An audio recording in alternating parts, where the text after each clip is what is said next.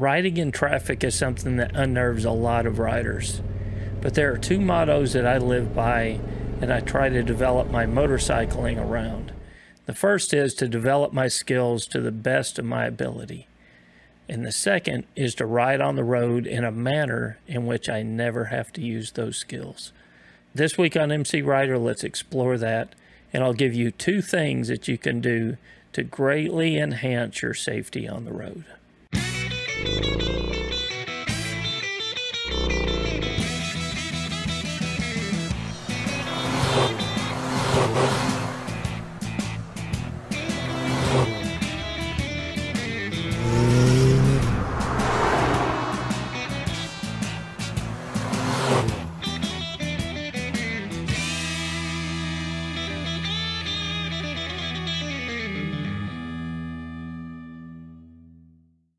So there's no magic bullet in what we're going to talk about this week.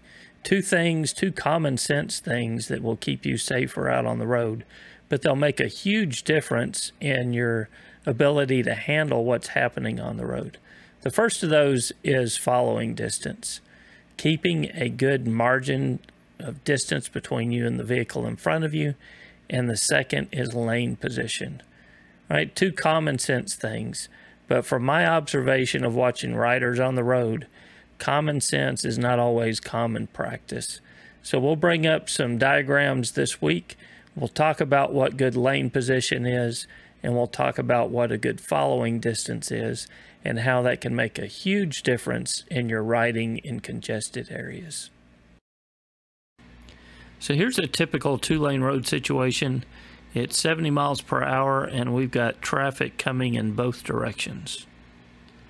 So what I see many motorcyclists doing is riding right here in this worst possible position. So what makes this lane position so bad? Well, first, the following position is horrible. The rider is directly behind the car in front of him.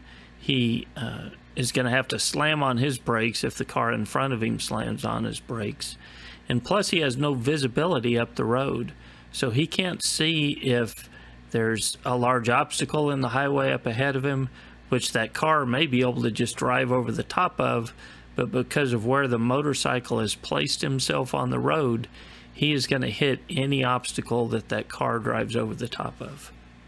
So one of the big advantages that we have in riding a 2-wheel vehicle is we've got some choices in our lane position.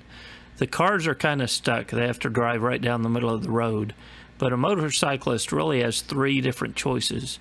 They could ride in position A, B, or C to improve their visibility up the road. So there's 2 things that this rider needs to do to improve their situation. First, they need to increase their following distance. Next, they need to improve their lane position so that they can be seen and so that they can see up the road. But which is the best lane position in this scenario, A, B, or C? So there is no answer to that question that applies 100% of the time. But this is one of those things that I try to simplify in riding down the road. I ask myself 2 questions. How well can I see, and how well can I be seen? And I'm always going to put myself in a position where I try to meet those 2 things. That other cars can see me on the road, and that I can see well up the road ahead of me. So for what we know at this point about this scenario, the position on the road where I can both see and be seen the best is in position A. So position A puts me in a spot on the road where the oncoming traffic has the best chance of seeing me. If somebody's not paying attention or they start drifting too close to the center line, I can always drift over to B or C if necessary to give myself a little bit more room. But it puts me in a position where they can see me, but more importantly, it puts me in a position on the road where I can see as far up the road as possible. So our goal is to see and be seen, but sometimes we get ourselves in a position where we have to choose one over the other, because we can't always get in a road position where we meet both of those objectives. So if I have to choose one over the other, I'm always going to choose how well can I see up the road. I'm always going to place my motorcycle in a position where I'm in the best possible lane position to see as far up the road as possible. because distracted driving is on the rise. People are coming towards us, they're updating Facebook, they're sending text messages, they're messing with the radio. So I want to be in a position where they can see me, but I'm not going to trust that they do see me. But I am going to be in a position where I can see them and I can make adjustments on the road as necessary.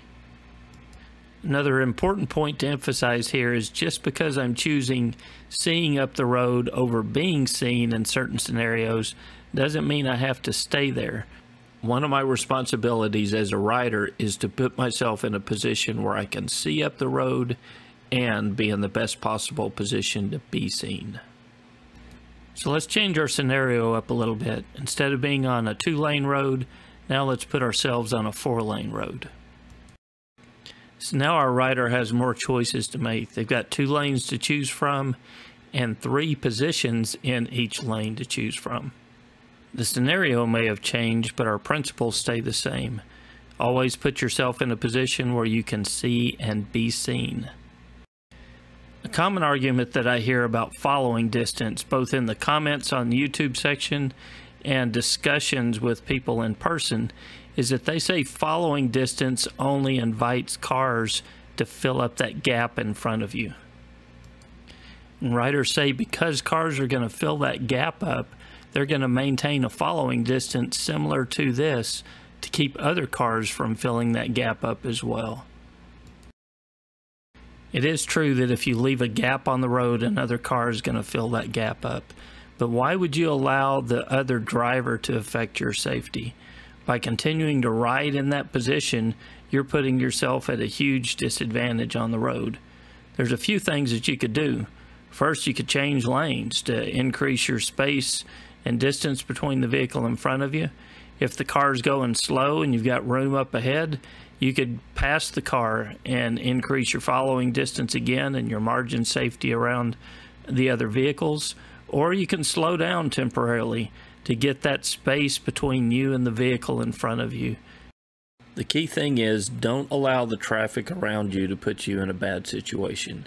You can always create more space for yourself by slowing down, changing lane positions, or passing slower vehicles on the road. But until next week, guys, it's Kevin with MT Rider, and we'll see you on the road.